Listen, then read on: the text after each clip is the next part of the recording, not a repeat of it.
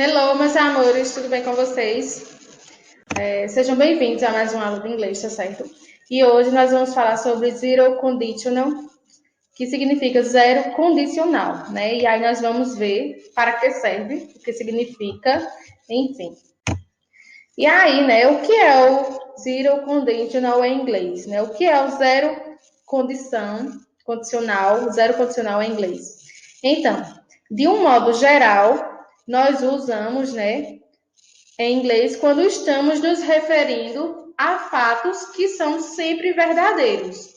E aí esses fatos, eles podem ser verdades científicas ou naturais, como por exemplo, if you hit ice, it melts. Se você aquecer o gelo, ele derrete. Pois trata-se de uma lei universal da física que se esquentarmos o gelo ele derrete. Então, né, eu uso o zero condicional para falar de fatos, né, que eu sei que aquelas respostas são verdadeiras. Por exemplo, se eu digo, se esquentarmos o gelo, ele derrete. Isso é um fato que ninguém até agora provou o contrário, né? Então, é um fato que todo mundo já sabe.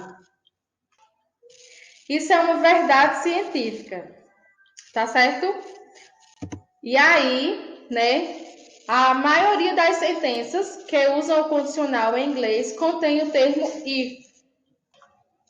Em todos os casos condicionais, essas sentenças são compostas de uma frase com if e uma frase principal, né? Então, nas frases que tem a forma zero condicional, né, é comum aparecer esse if ao início da frase, tá certo?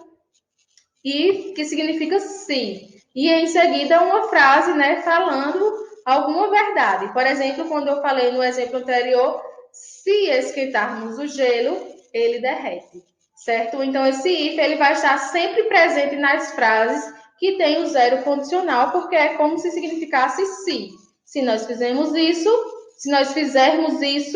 o resultado é este, certo? E aí, a forma, né, a forma estrutural de frases no zero condicional seria a forma if, mais uma condição, como eu falei, e mais um resultado, certo? E aí temos aqui o exemplo. If you have water, it boils. Que significa se. Então, e aí já é a estrutura como se ficaria uma frase. Se você aquecer a água, é a condição. Ela ferve, é o resultado. Certo? Então, é dessa forma a estrutura que seria uma frase no zero condicional. E ele tem esse significado. Expressar uma verdade, né? Que você já sabe o resultado.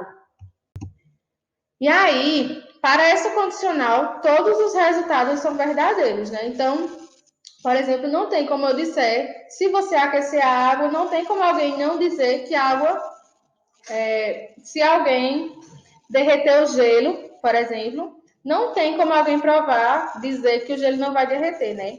Porque isso é óbvio. É uma verdade e não tem como ninguém contrariar. Então, né, todos os resultados, eles são verdadeiros.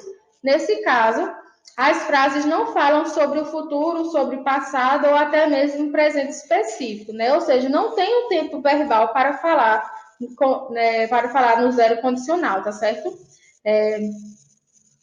Mas falam sobre algum fato, quase todos científicos. Então, geralmente nós usamos o tempo presente simples para falar sobre a condição e sobre o resultado, né? Ou seja, quando estamos fazendo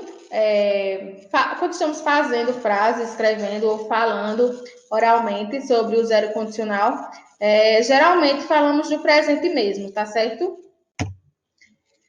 E aí, aqui nós temos alguns exemplos de frases no zero condicional. If I miss the 6 o'clock bus, I arrive late for work. Se eu perco o ônibus das 6 horas, eu chego atrasado para o trabalho. Então, isso é um fato, né? Se eu tenho que chegar lá no meu trabalho às 6 horas e eu perco o ônibus das 6 horas, eu consequentemente, irei chegar atrasado, né? Até porque o tempo não vai voltar. Então, vocês estão conseguindo captar como é que nós usamos o zero condicional? Outro exemplo. If I am late for work, my boss gets very angry. Se me atraso para o trabalho, meu chefe fica muito nervoso. Exemplo 3. If we water the plant, I get wet. Se nós aguamos a planta, ela fica molhada. Chega a ser até óbvio, né? Então, assim, né? Se, por exemplo, se eu jogo água no chão, é claro que o chão vai ficar molhado. Não tem como alguém dizer que o chão vai ficar seco.